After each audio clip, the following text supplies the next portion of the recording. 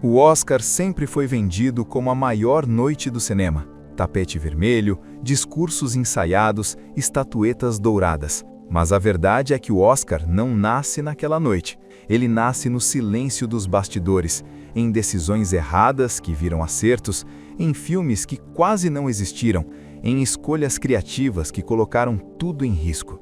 Em 2026, os 10 filmes indicados a melhor filme não chegaram aqui por acaso. Cada um carrega histórias ocultas, conflitos criativos, apostas extremas e momentos em que tudo poderia ter dado errado.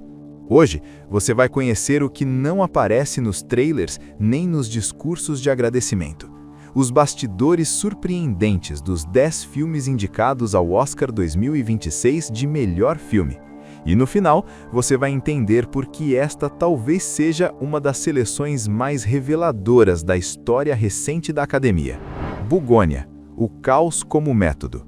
Bugônia nasceu de uma ideia improvável: refazer um filme cult sul-coreano de ficção científica radical e transformá-lo em um drama psicológico contemporâneo. O diretor Yorgos Lanthimos manteve seu método rigoroso e desconfortável.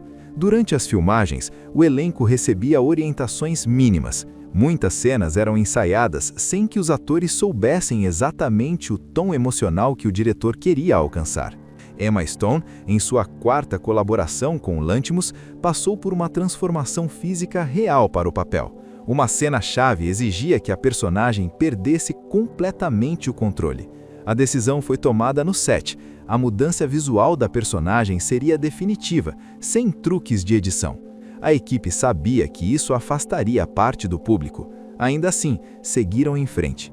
Bugônia não foi pensado para agradar, foi pensado para provocar. E foi exatamente isso que chamou a atenção da Academia. F1. Realismo em alta velocidade. F1 enfrentou um desafio raro. Como transformar um esporte extremamente técnico em cinema sem perder a autenticidade? A produção optou por uma abordagem radical. As cenas de corrida foram filmadas com carros reais, em velocidades reais, com atores treinados para suportar forças físicas extremas. Em alguns dias de gravação, as equipes técnicas trabalharam sobre protocolos semelhantes aos de uma corrida profissional. O som captado não foi recriado em estúdio. Motores, freadas e vibrações foram gravados diretamente nas pistas. Isso tornou o processo mais caro, mais perigoso e muito mais complexo. O risco compensou. A Academia reconheceu algo raro, um filme esportivo que não glorifica apenas a vitória, mas o custo físico e emocional de competir no limite. Frankenstein, o retorno ao corpo.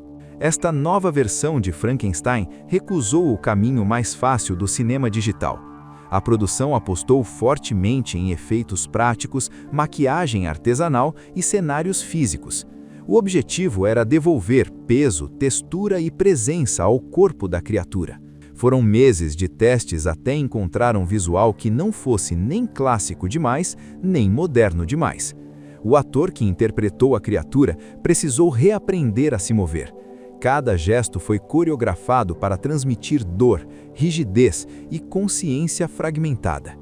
O resultado não foi um monstro espetacular, mas profundamente humano. E foi essa decisão estética, quase anacrônica, que fez Frankenstein se destacar em um ano dominado por produções digitais. Hamnet, o luto antes do mito. Hamnet parte de um detalhe histórico muitas vezes ignorado: a morte do filho de Shakespeare. A diretora optou por não transformar o filme em uma cinebiografia tradicional. O foco está no impacto íntimo da perda, especialmente na figura da mãe, quase apagada pelos registros históricos. A equipe de produção trabalhou com historiadores para reconstruir o cotidiano da época, mas o filme nunca tenta explicar Shakespeare como gênio. Ele o apresenta como alguém quebrado, silencioso, tentando sobreviver ao luto. A força do filme está no que não é dito, e essa contenção emocional foi uma das razões pelas quais Hamnet ganhou força na temporada de premiações. Marty Supreme, o controle no meio do caos. Marty Supreme nasceu de um processo inusual. O diretor incentivou improvisações controladas, permitindo que os atores moldassem cenas inteiras a partir de conflitos reais de personagem. Isso gerou tensão no set. Nem todos se sentiam confortáveis com a instabilidade criativa. Em alguns momentos, cenas inteiras foram descartadas depois de dias de gravação. O resultado final é um filme que parece espontâneo, mas foi construído a partir de um rigoroso processo de edição. A Academia reconheceu ali um tipo de risco que raramente chega ao Oscar, o risco de perder o controle para encontrar algo mais verdadeiro. Uma batalha após a outra, o peso das escolhas. Este foi um dos sets mais complexos do ano. Elenco numeroso, múltiplas linhas narrativas e cenas de confronto que exigiam precisão absoluta. O diretor trabalhou com longos planos e cenas extensas, o que aumentou a pressão sobre os atores. Um erro mínimo comprometia tomadas inteiras. Leonardo DiCaprio passou semanas ensaiando uma única sequência de confronto verbal que acabou sendo filmada quase sem cortes. A tensão que aparece na tela é real. O filme trata de escolhas morais que não oferecem saída fácil, e essa densidade ética foi um dos fatores que consolidaram sua presença entre os indicados.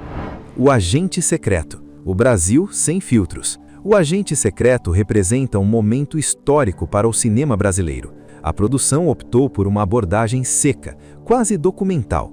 Não há heroísmo exagerado, nem trilhas emocionais guiando o espectador. Wagner Moura trabalhou o personagem a partir de silêncio e contenção. Muitas cenas foram gravadas com poucas tomadas, para preservar a espontaneidade emocional.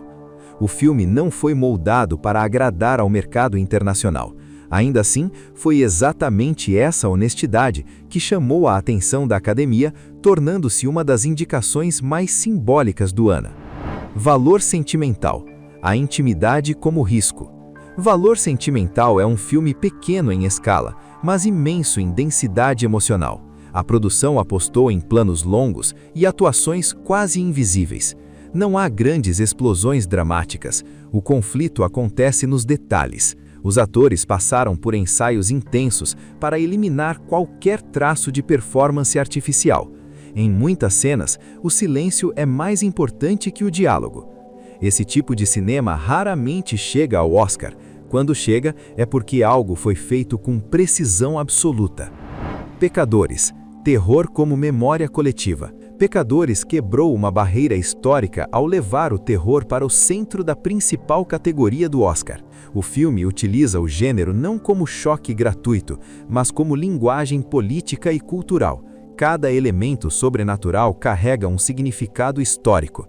A maquiagem e os efeitos práticos foram fundamentais para manter a fisicalidade do horror.